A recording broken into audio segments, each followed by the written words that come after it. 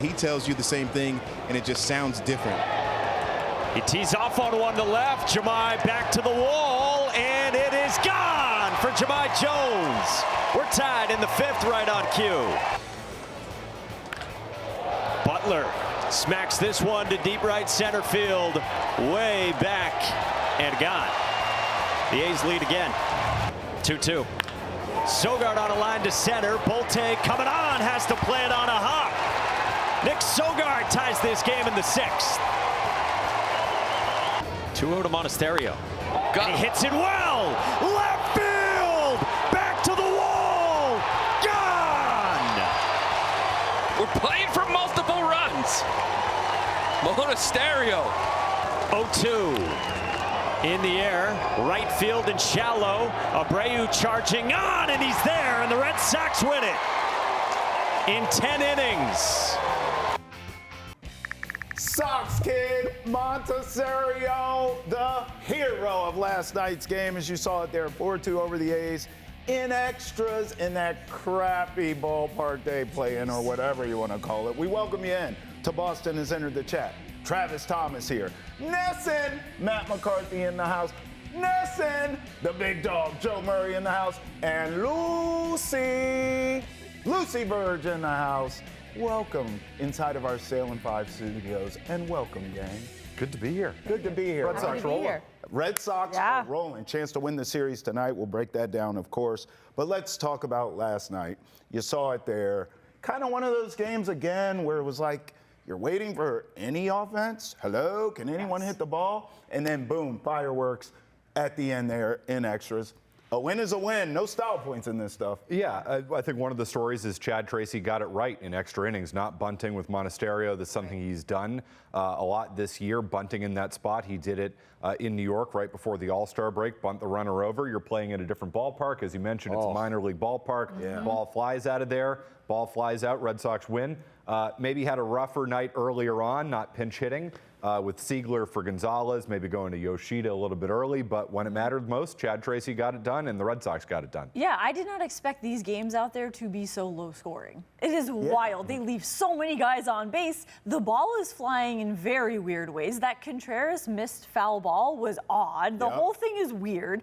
It has these vibes of just, they should be dominating at this ballpark. For some reason, I just think you could hit a home run every time out at bat in this park. And to the point where the reserves come in the middle of the game, like the way the clubhouse and the dugout are. You saw Yoshida coming in like later in the game.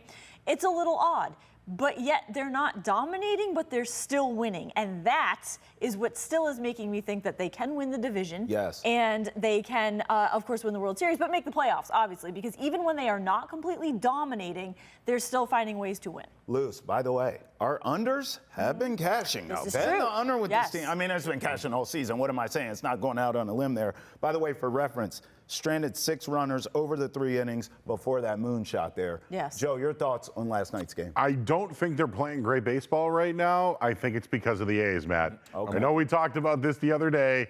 Maybe I should give them a little bit of credit, but have you noticed they're not sacrificing?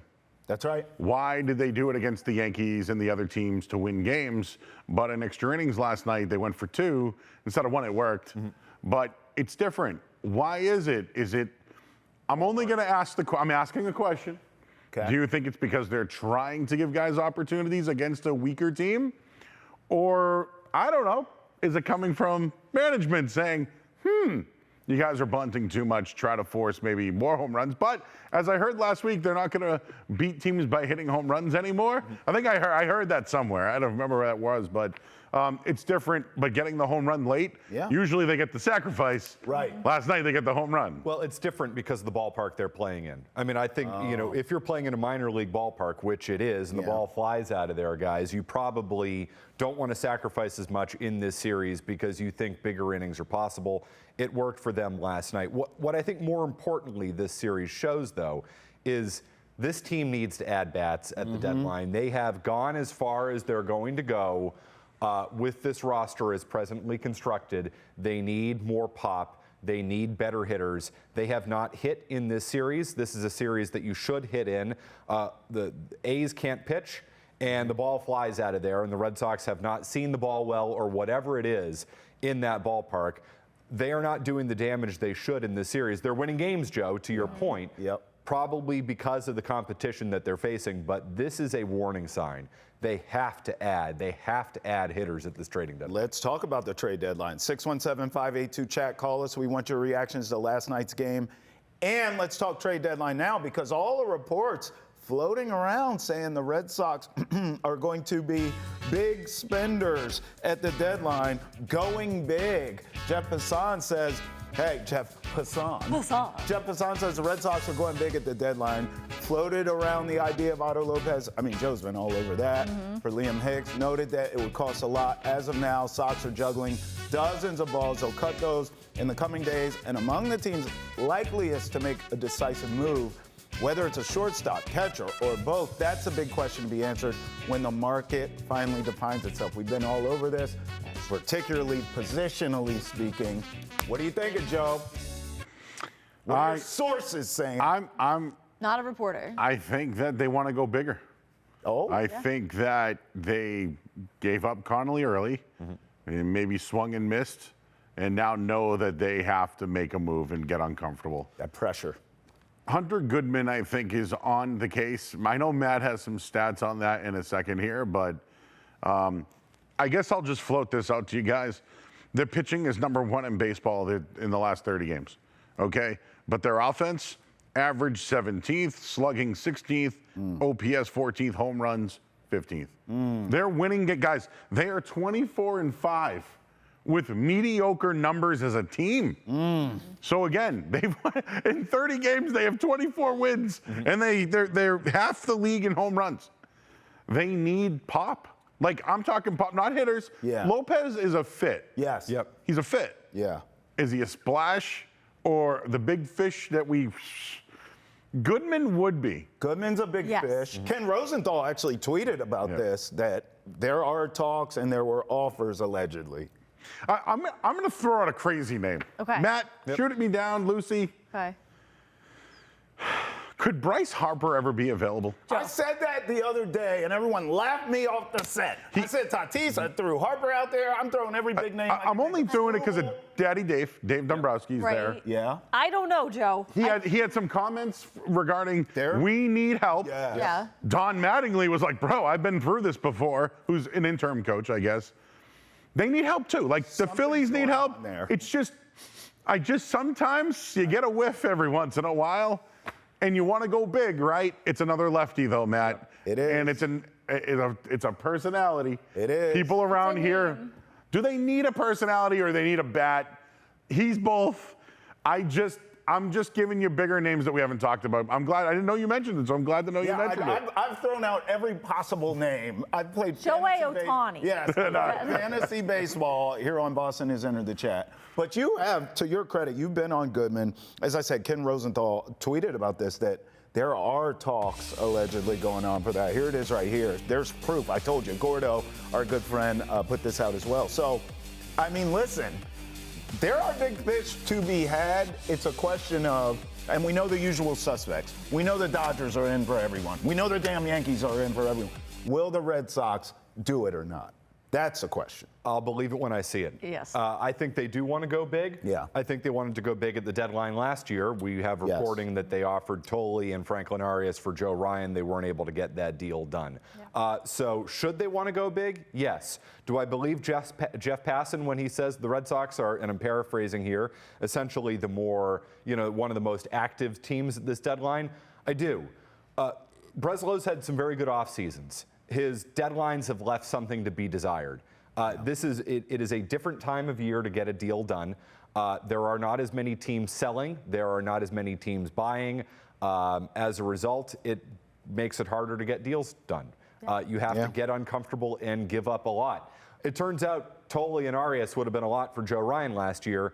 They still weren't able to get that deal done. I think the Minnesota Twins are probably regretting that, but they ended up 20 minutes before the trade deadline, kind of caught with their pants down, and they traded for Dustin May. So do I think they're interested? Yes. Do I think they're aggressive? Yes. Does that mean they're going to get something done?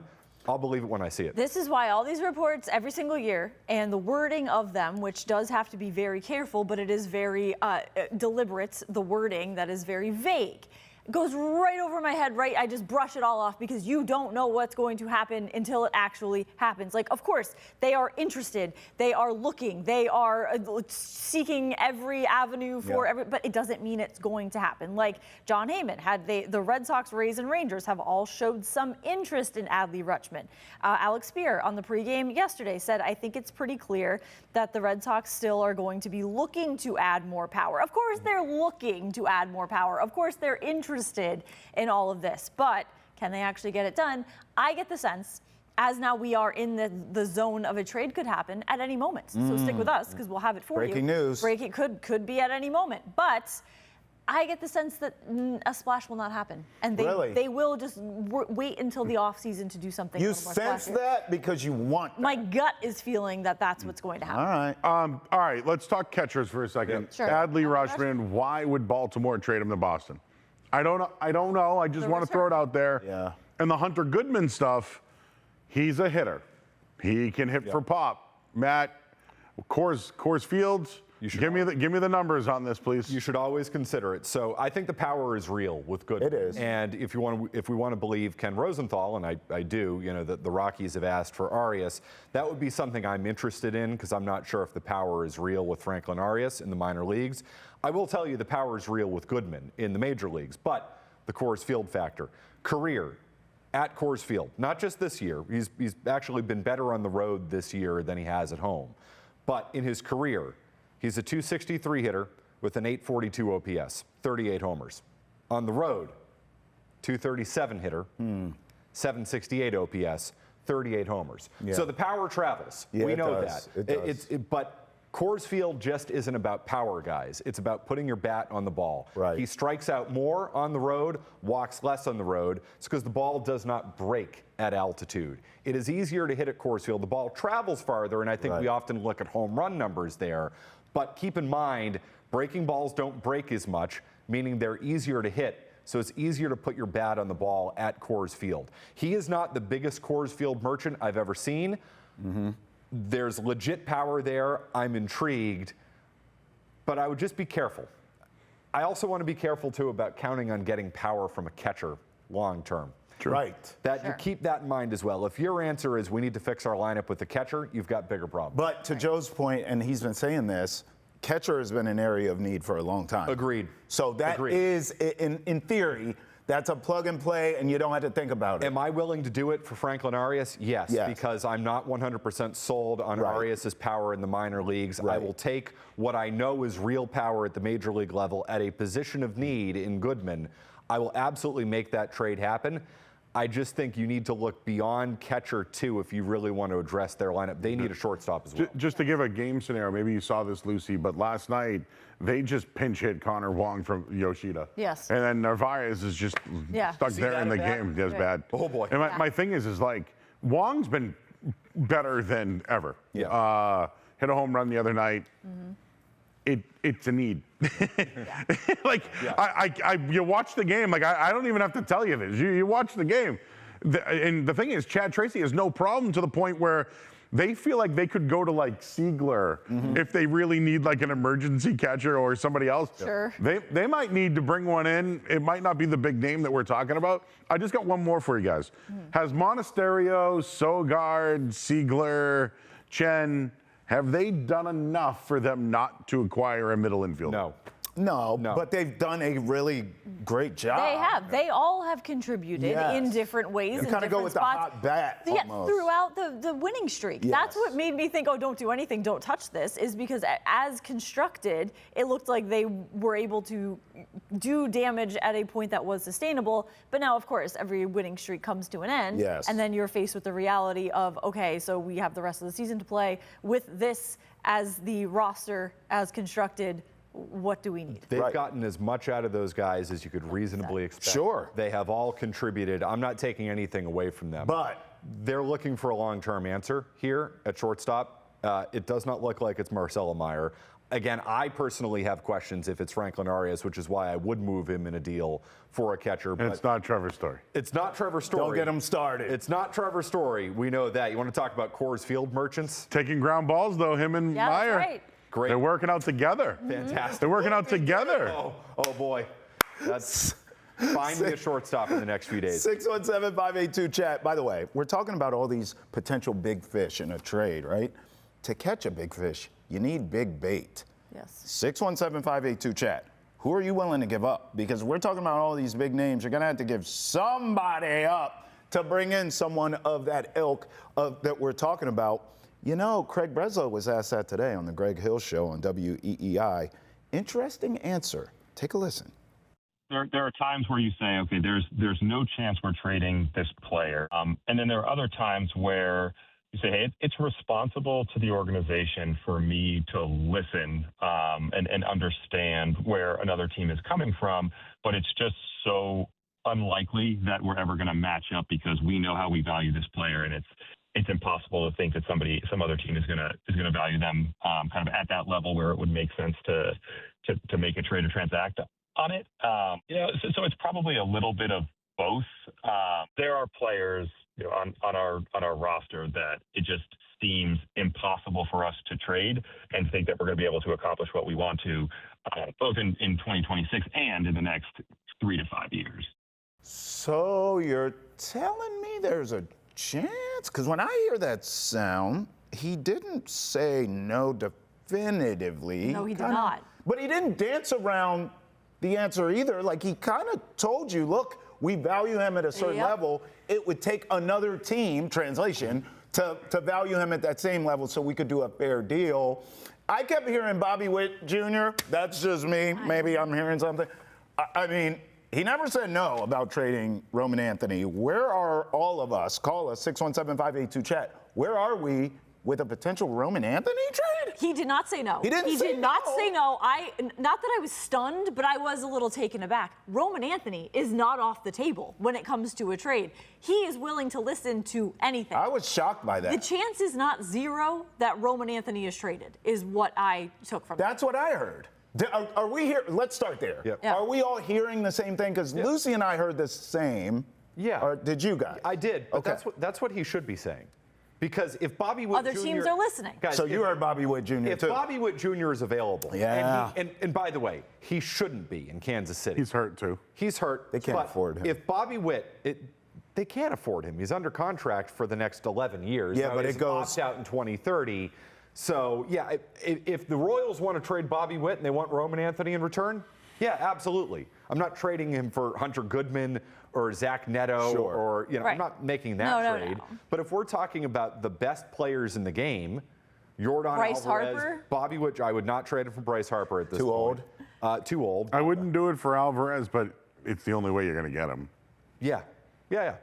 I mean, so you should be willing to trade him. Yeah. But that list is extraordinarily short. I would just like to say I am in not agreement in moving Roman Anthony at all. Me either.